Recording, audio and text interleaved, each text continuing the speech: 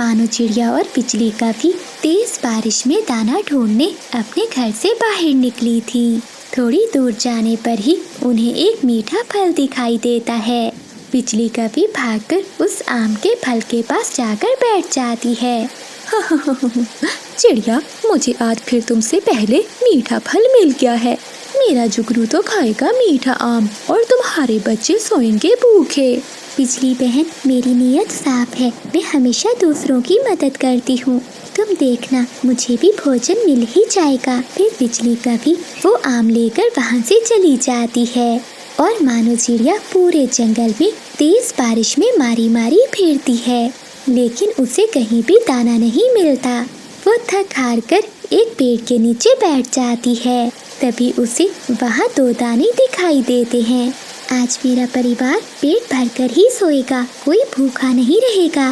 फिर मानो चिड़िया वो दाने लेकर आगे बढ़ती है।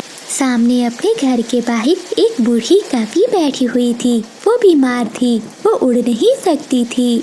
चिड़िया बेटी, मेरे पास आओ, मैं बीमार हूँ, उड़ नहीं सकती, मुझे बहुत भूख लगी है।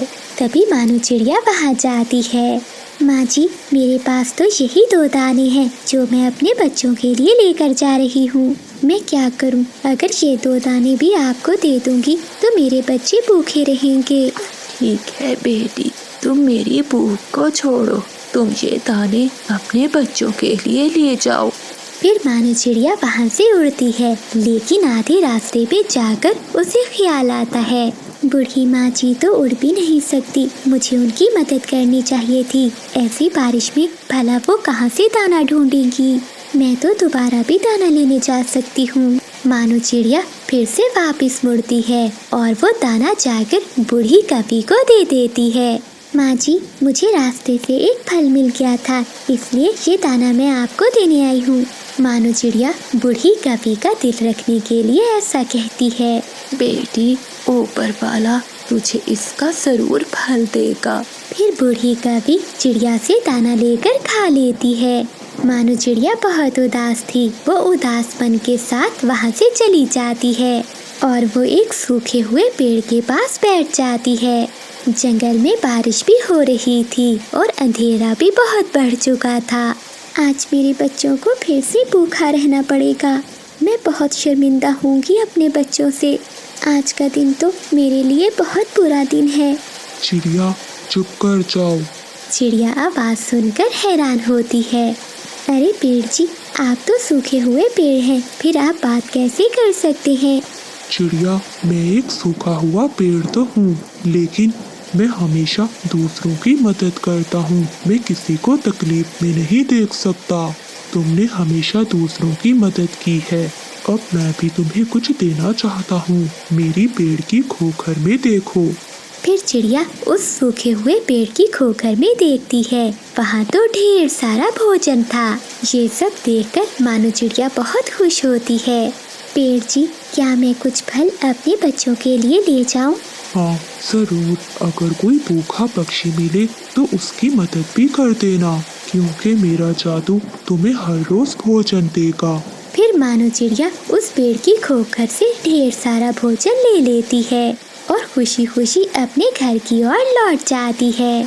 फिर चिड़िया अपने परिवार के साथ मिलकर वो भोजन खाती है। मम्मा, मेरे दोस्त किकी की मम्मा बीमार है। मम्मा, क्या मैं उसे भी फल दे आऊं? हाँ बेटी, हमें किसी मजबूर और मुश्किल में फंसे हुए पक्षी की मदद करनी चाहिए। अगली सुबह हो जाती है और बारिश भी रुक जाती है। मानो चिड़िया अगले दिन उसी सूखे हुए पेड़ के पास जाती है और वहाँ से भोजन लेती है। चिड़िया को पेड़ से भोजन लेते हुए बिजली का भी देख लेती है।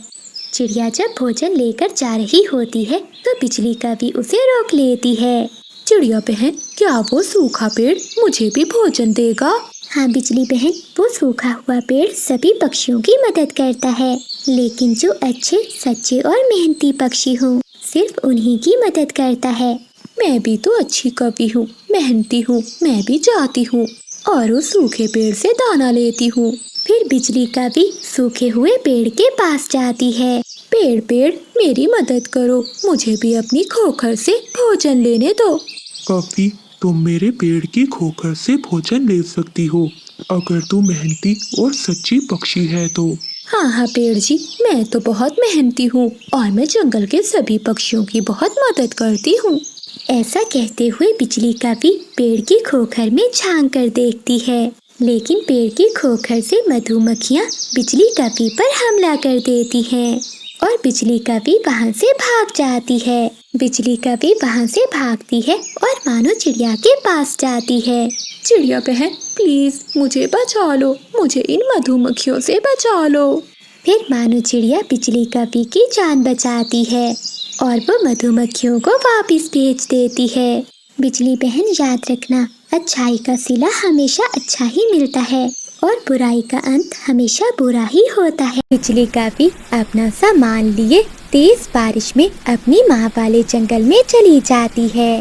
तभी बादल कौवा चिड़िया के पास जाता है।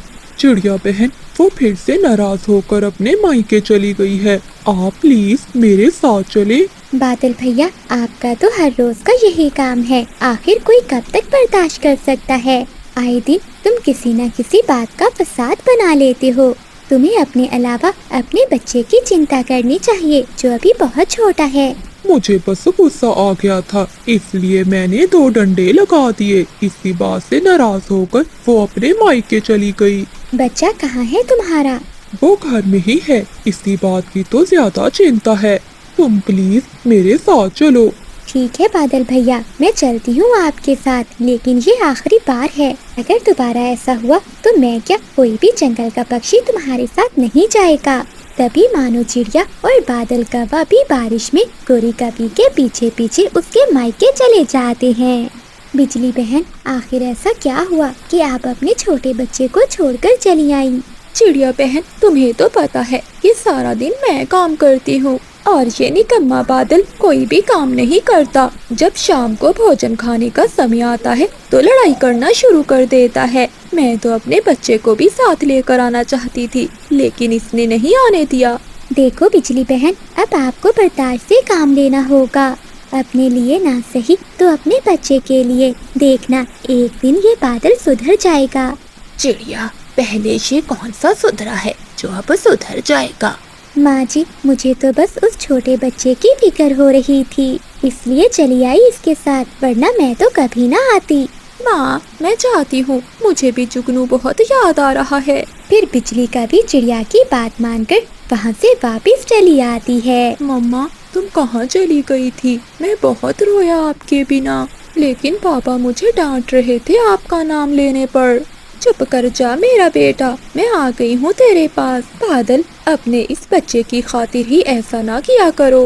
बात तो तुम ही बढ़ाती हो। लेकिन मारने तक तो तुम ही जाते हो। एक मैं ही हूँ जो तुम्हारी मार बर्दाश्त कर रही हूँ। अगर मेरी जगह कोई और होती तो कभी लौट कर ना आती। ऐसे ही कुछ दिन गुजर जाते हैं। एक दिन बादल कौवा घूमता हुआ वापस अपने घर आता है। मोटी भैंस बैठी हुई हो, अपना पेट तो भर लिया होगा, क्या मेरे लिए कुछ रखा है? तुम सुबह से गए हुए थे फिरने, हमारा पेट क्या भरना? तुम अपना दाना भी ढूंढ कर नहीं खा सकते? मेरे पास 2 ही दाने थे जो मैंने एक जुगनू को खिला दिया और एक खुद खा लिया। इसी बात पर बादल कवि को फिर से गुस्सा आ जाता है और वो डंडा उठाकर फिर से बिजली कवि को मारने लगता है। बिजली कवि रोती हुई चिड़िया के पास चली जाती है। क्या हुआ बिजली बहन, आप क्यों रो रही हैं? चिड़िया बहन आज फिर उस कौवे ने मुझे मारा। अब मैं वापिस अकेली वहाँ नहीं जा सकती। तुम मेरे साथ चलो और सभी पक्षियों को भी लेकर चलो और मेरा जुगनू मुझे लेकर दो। मैं अब उस जालिम कौवे के साथ नहीं रह सकती। देख लो बिजली बहन, क्या आप अकेले अपने बच्चे को पाल पाओगी? चिड़िया पहले भी तो मैं अपने बच्चे को अकेले ही पाल रही हूँ और मार भी खा रही हूँ। मैं अपने बच्चे की खातिर हर दुख सह लूंगी, लेकिन अब उस कौवे के साथ नहीं रहूंगी। ठीक है बिजली बहन, आप चलो, मैं तोते और कबूतर को लेकर आती हूँ। फिर मानो चिड़िया सबको लेकर कौवे के घर जाती है। बादल कवि कुछ शर्म करो, एक तो तुम काम नहीं करते और हर समय अपनी पत्नी को मारते हो, मैं जवान हूँ और सब काम कर सकता हूँ, लेकिन इस मनहूस को देखकर मुझे गुस्सा आ जाता है। मैं इसकी वजह से कुछ भी घर नहीं लाता। हम सब पक्षियों ने मिलकर फैसला किया है कि जुगनू अब अपनी माँ के साथ ही रहेगा।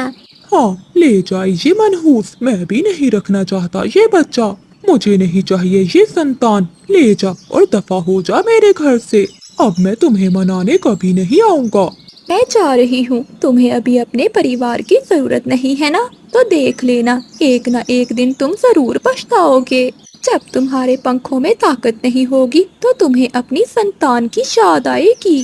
दोस्तों, मुझसे कोई गलती हुई तो मुझे माफ करना। मैं अब कभी दोबारा इस जंगल में लौट कर नहीं आऊंगी। चिड़िया बहन, तुम्हारा धन्यवाद जो तुमने हर मुश्किल समय में मेरा साथ दिया। फिर बिजली कवि अपने बेटे जुगनू को लेकर अपने मायके की ओर चली जाती है।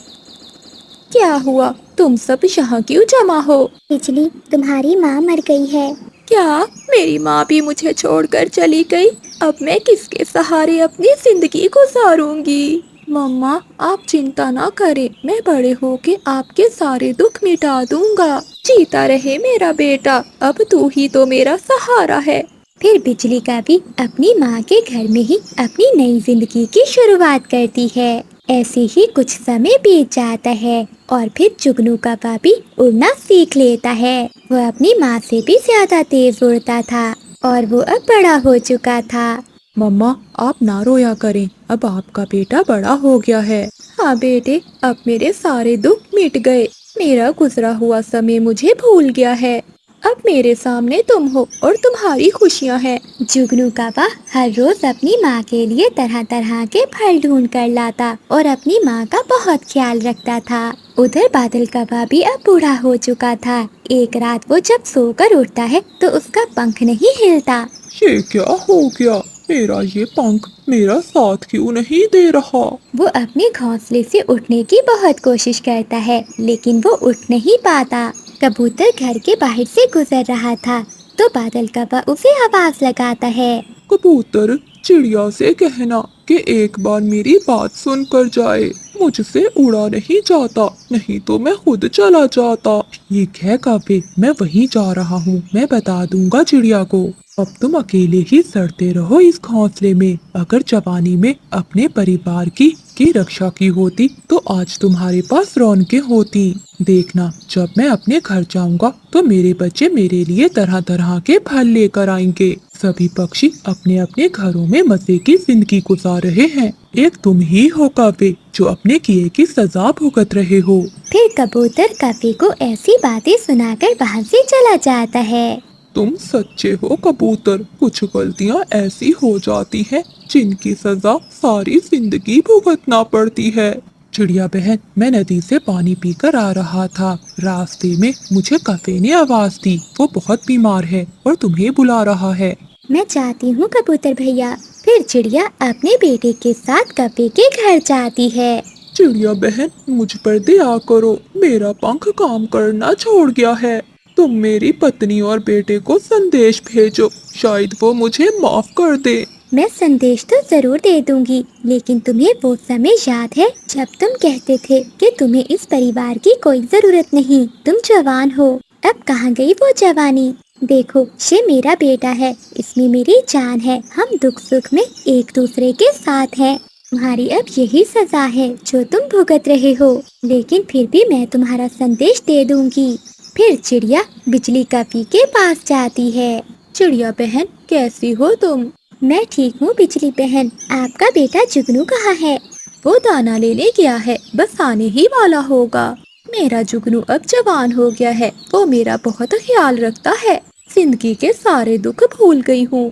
चिड़िया, तुम्हें तो पता है कि कितना मुश्किल समय गुजारा है मैंने। हाँ बिजली बहन, समय बहुत तेजी से गुजर गया। देखो, हम बूढ़े हो गए और हमारे बच्चे जवान। तभी जुगनू भी दाना लेकर आ जाता है। बिजली बहन, मैं आपको बादल का संदेश देने आई थी। आज उसने मुझे बुलाया था। उसका पंख काम नहीं कर रहा था। वो उजड़े हुए घोंसले में बैठा था। कह रहा था कि मेरी पत्नी और मेरे बेटे को बता आना। चिड़िया बहन, मेरे लिए तो वो उस दिन ही मर गया था जिस दिन मैं अपने छोटे बच्चे को लेकर वहाँ से आई थी। अब वो परिवार ढूंढ रहा है तो ये नहीं हो सकता जो उसने बोया है वही काटे। और फिर ये बादल कौवा अच्छे से जान लेता है कि परिवार के बिना हम कितने बेबस हैं। वो ऐसे ही कुछ दिनों अपने घोंसले में लेटे ही मर जाता है। जंगल के बीचों बीच बादल कौवे और बिजली कौवे का होटल था, मगर उनके खाने में जरा भी स्वाद नहीं होता था। छी छी कपो, कितना बकवास खाना है। ऐसा बकवास खाना खाने से अच्छा था कि मैं अपने पेड़ के सूखे पत्ते ही खा लेता। अरे ओए मोटी चूंच वाले, खाना है तो खाओ वरना भागो यहाँ से। बिजली कौवी, ये जो तुमने इतनी बातें करना सीख ली है ना, इसकी जगह अगर खाना बनाना सीख लेती तो आज शायद तुम्हारे काम आ जाता। फिर चीकू तोता गुस्सा होकर वहाँ से चला जाता है।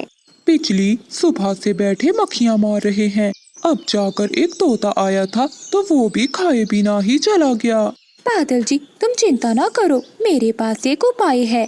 वो है ना मानो चिड़िया, उसे बहुत स्वादिष्ट खाना बनाना आता है। मैं उसके पास जाकर उससे बात करती हूँ। फिर बिजली कौवी मानो चिड़िया के पास जाती है। चिड़िया बहन, वैसे भी तुम्हारे पास कोई काम नहीं है, तुम ऐसा करो कि मेरे होटल पर काम करने लग जाओ। उन दिनों चिड़िया के पास करने के लिए कोई काम भी नहीं था। वो बहुत परेशान थी। उसे अपने बच्चों की स्कूल की फीस भी देनी थी। हाँ बिजली बहन, आपको तो पता है कि मुझे कितने स्वादिष्ट खाने बनाने आते हैं।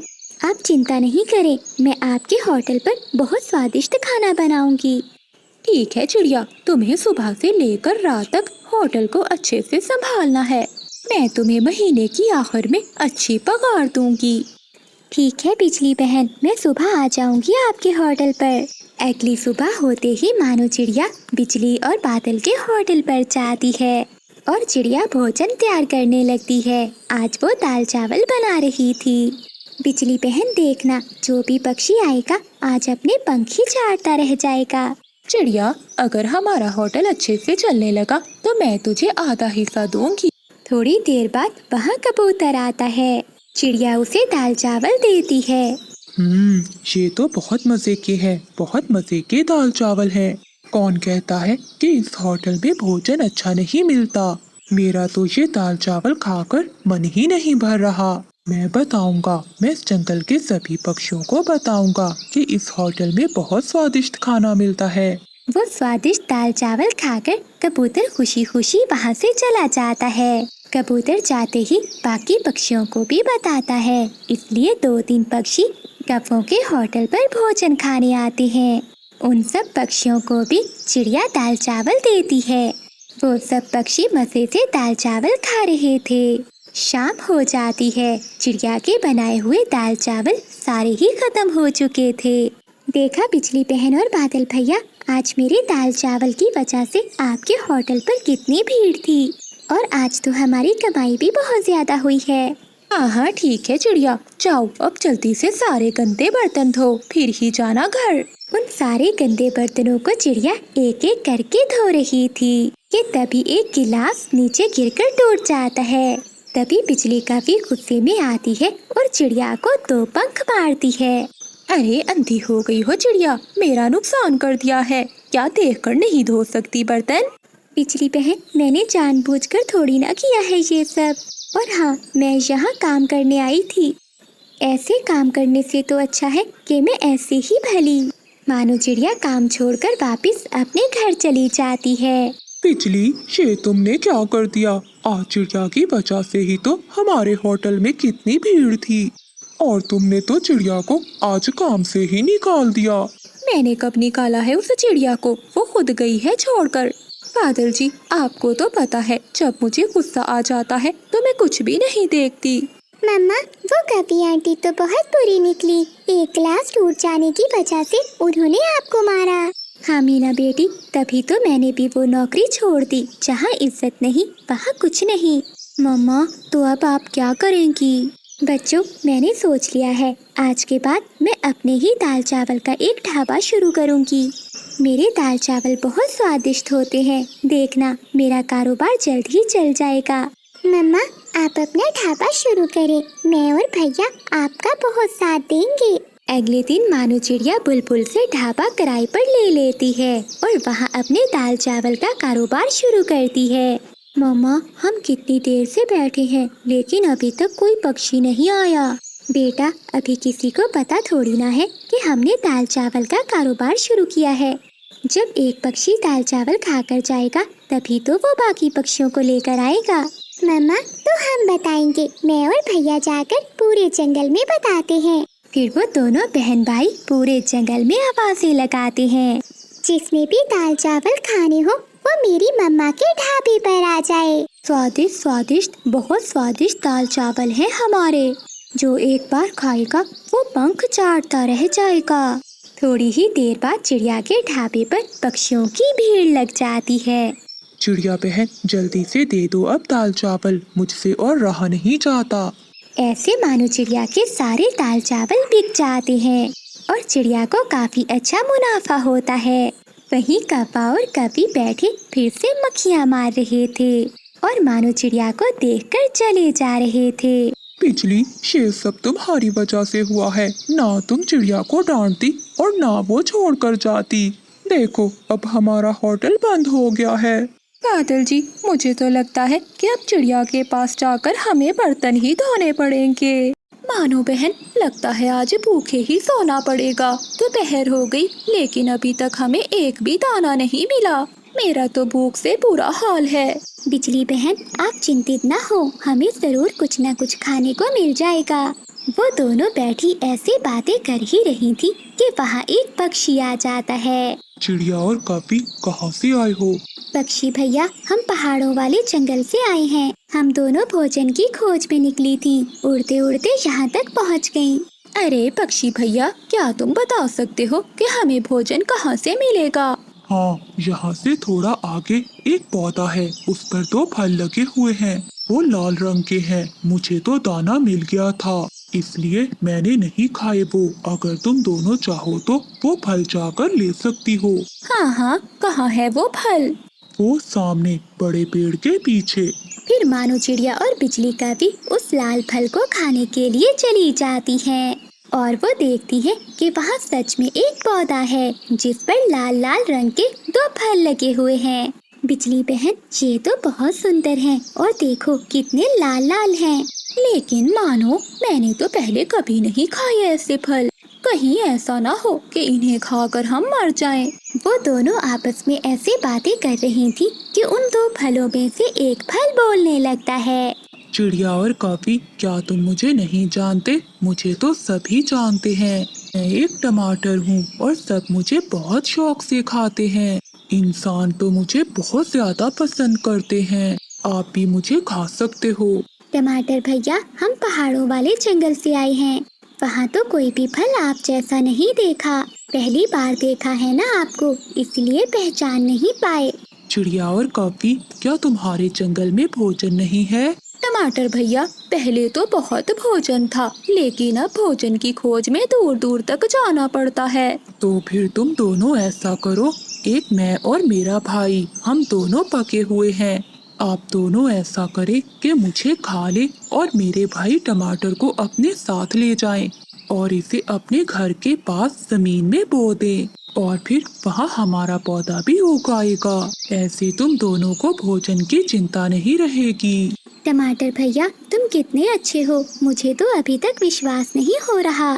मुझे बहुत खुशी होती है जब मुझे कोई खाता है, लेकिन तुम दोनों मेरी एक बात याद रखना, हमें तभी खाना जब हम पूरी तरह लाल हो जाएं। जब हम हरे रंग के होते हैं तो इतने स्वादिष्ट नहीं होते। फिर बिजली का भी और मानो चिड़िया ऐसा ही करती हैं। वो एक टमाटर को खा लेती हैं और दूसरा टमाटर लेकर अपने जंगल वापस चली जाती हैं। बिजली बहन, अब हम ऐसा करते हैं कि इस टमाटर को बो देते हैं और फिर रोज इसे पानी दिया करेंगे। जब ये पौधा बड़ा हो जाएगा तो हम इसकी रक्षा भी करेंगे। चिड़िया बहन, मुझे बहुत स्वादिष्ट लगा है ये फल। कितना मजा आएगा जब हम रोज ये स्वादिष्ट स्वादिष्ट टमाटर खाया करेंगे। फिर बिजली का भी और मानो चिड़िया उस टमाटर को बोकर अपने अपने घरों में चली जाती हैं। ऐसे ही दिन और रात गुजरते गए। एक दिन मानो चिड़िया और बिजली का भी देखकर बहुत खुश होती हैं ये टमाटर का छोटा सा पौधा जमीन से निकल आया है। चिड़िया देखना, अब चलते ही इस पर लाल लाल टमाटर लगेंगे और हम मजे करेंगे।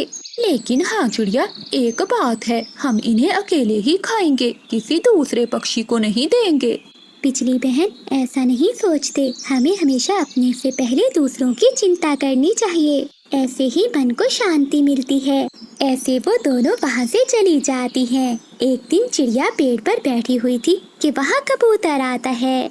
चिड़िया बहन, क्या हो रहा है? कुछ नहीं कबूतर भैया, मैं अपने टमाटर के पौधे को पानी देकर आ रही हूँ। टमाटर का पौधा वो कहाँ है? कबूतर भैया, मैंने और बिजली ने मिलकर एक टमाटर जमीन में बोया था। अब उसका पौधा भी उग आया है और उस पर 2 फूल भी लग गए हैं। बस अब मुझे इंतजार है कि वो जल्दी से टमाटर लाल हो जाएं। फिर मैं और बिजली का भी मिलकर खाएंगे। चिड़िया बहन, तुमने फिर उस बिजली पर विश्वास कर लिया। तुम देखना, जब टमाटर पककर लाल होंगे तो वो जरूर तुमसे कोई लड़ाई बना लेगी और कहेगी कि वो टमाटर तो उसी के हैं। नहीं कबूतर भैया, बिजली का भी अब बहुत बदल गई है। फिर वो दिन भी आ जाता है जब उस टमाटर के पौधे पर 2 हरे हरे टमाटर लग जाते हैं। बिजली का भी ये देखकर चिड़िया के पास जाती है। चिड़िया बहन, फूलों से टमाटर बन गए, 2 टमाटर लगे हैं। ये सुनकर चिड़िया भी बिजली कवि के साथ उसी पौधे के पास चली जाती है। बिजली बहन, ये टमाटर तो बहुत बड़े हैं, हमने अच्छे से रक्षा की है ना, इसीलिए ये टमाटर बड़े हैं। चिड़िया और कवि, हम जल्द ही पक जाएंगे, फिर आप हमें खा लेना। लेकिन अभी हमें बहुत प्यास लग रही है, आप पानी लाओ, हमें पानी की ज्यादा जरूरत है। बिजली बहन, अब तो वहाँ भी पानी नहीं है जिस नदी से मैं पानी लाया करती थी। मुझे भी पानी पीने के लिए बहुत दूर जाना पड़ता है। अब हम इस पौधे को पानी कैसे देंगे? मानो अब कुछ न कुछ तो करना ही होगा, वरना हमारी इतनी मेहनत करने का कोई भी फायदा नहीं। चिड़िया, आप बड़े पेड़ के पास जाओ और उसे कहो कि वो हवाओं को हुक्म दे कि वो बादलों को लाएं। अगर बारिश हो गई तो मुझे भी पानी मिल जाएगा और आप सब पक्षियों को भी पानी मिल जाएगा। फिर चिड़िया और बिजली का भी बड़े पेड़ के पास चली जाती है। बड़े पेड़ जी, आप सोए हुए हैं? नहीं नहीं। बड़े पेड़ जी, मैं एक काम से आई हूँ आपके पास। बताओ चिड़िया, क्या काम है? बड़े पेड़ जी, आप हवाओं को हुक्म दें कि वो हमारे जंगल में बादलों को ले आएं, ताकि हमारे जंगल में बारिश हो जाए। लेकिन चिड़िया, हवाएं तो बादलों को लेकर पूर्व वाले जंगल में गई हुई हैं। चिड़िया रोने लगती है। बड़े पेड़ जी, हमने बहुत मुश्किल से एक टमाटर का पौधा लगाया है और वो अब सूख रहा है। अगर उसे पानी ना मिला तो वो मर जाएगा। और बड़े पेड़ जी, उस पर 2 टमाटर भी लगे हुए हैं, हमने बहुत इंतजार किया है उनका। चुप कर जाओ चिड़िया, मैं बुलाता हूँ हवाओं को, वो शाम तक बादलों को ले आएंगी। बड़े पेड़ जी, आपने हमेशा हमारी मदद की है। चिड़िया, हमें ऐसे ही दूसरों की मदद करनी चाहिए। हम जितनी दूसरों की मदद करेंगे, ऊपर वाला हमें उतनी ही शक्ति देगा। दूसरों की मदद कर। बिजली का भी उड़ती हुई जा रही थी कि उसे रास्ते में कबूतर बैठा दिखाई देता है। वो तुरंत कबूतर के पास जाती है। कबूतर भैया, तुम यहाँ मजे से बैठे दाना खा रहे हो और वहाँ तुम्हारे बेटे किक्की को चील उठा कर ले गई है। बिजली, सच बताओ। भला मुझे क्या जरूरत है झूठ बोलने की? बंटी कबूतर अपना दाना वहीं छोड़कर जल्दी से अपने घर की ओर भागता है।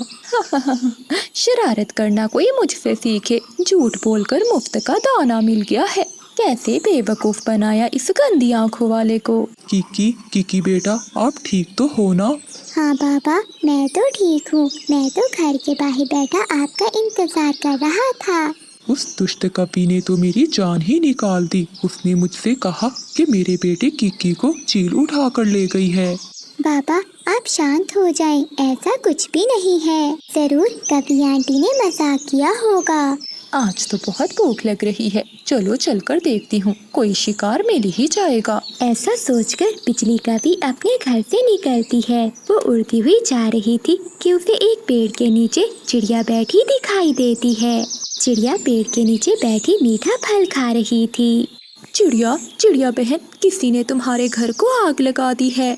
क्या बिजली, ये तुम क्या कह रही हो? मैंने तो अपना घर कल ही बहुत मेहनत से बनाया था। किसने जला दिया मेरा घर? चिड़िया जल्दी से अपने घर की ओर भागती है। वो उड़ते उड़ते एक पेड़ से टकराकर नीचे गिर जाती है, लेकिन वो फिर से उड़ती है और अपने घर की ओर भागती है। मीठा फल बस बिजली ही खा सकती है, क्योंकि मैं हूँ जंगल की सबसे अक्लमंद और चालाक कवि। बिजली कवि चिड़िया का मीठा फल खाती है और वहाँ से चली जाती है। अरे ये क्या, मेरा घर तो ठीक है, लेकिन बिजली ने मुझसे झूठ क्यों बोला? चिड़िया ऐसे बैठी हुई थी कि तभी वहाँ कबूतर आ जाता है। अरे चिड़िया बहन, क्या हुआ? तुम्हारा ये पंख कैसे घायल हो गया? क्या बताऊँ कबूतर भैया, मैं तो पेड़ के नीचे बैठी मीठा फल खा रही थी। तभी उस दुष्ट कवि ने मुझसे कहा कि मेरा घर जल गया है, तो जल्दी में आते आते मैं एक पेड़ से टकरा गई। ऐसा ही मजाक उस काली कवि ने मेरे साथ भी किया था। हम छोड़ेंगे नहीं उसे, हम बदला लेंगे। नहीं कबूतर भैया, लड़ने की कोई जरूरत नहीं है। हम बिजली कवि को भी उसी की तरह उल्लू बनाएंगे और चीलती से पिटाई करवाएंगे। फिर चिड़िया अपनी सारी योजना कबूतर को बताती है। शाम के बाद चिड़िया कवि के घर के पास जाती है और उसके घर के बाहर बैठकर गुलाब जामुन खाने लगती है। चिड़िया, तुमने ये गुलाब जामुन कहाँ से लिए? थोड़े से मुझे भी दे दो। नाना, मैं तो ये मिठाई बहुत मुश्किल से लाई हूँ। ये तो चीलती गुलाब जामुन बांट रही है। क्या चील गुलाब जामुन बांट रही है? लेकिन किस खुशी में? बिजली, बात तो दुख की है, लेकिन जमाने के भी उल्टे रिवाज हैं। चील की माँ मर गई और चीलों में ये रस्म रिवाज है कि उनकी माँ के मरने पर पक्षियों में गुलाब जामुन बांटते हैं। मैं भी गुलाब जामुन लूंगी, मैं भी चील से गुलाब जामुन लूंगी। हाँ हाँ कवि, मैं तो कहती हूँ कि बादल को भी साथ ले जाओ, वो भी चीलती से मिठाई लेकर खा लेगा। फिर बिजली कवि जल्दी से अंदर जाती है और वो अपने पति को उठाती है। उठो बादल जी, जल्दी से मेरे साथ चलो, आज मैं तुम्हें जी भर कर गुलाब जामुन खिलाऊंगी। गुलाब जामुन का सुनकर बादल का बाबी उठ जाता है। बिजली, कहाँ से गुलाब जामुन खिलाओगी मुझे?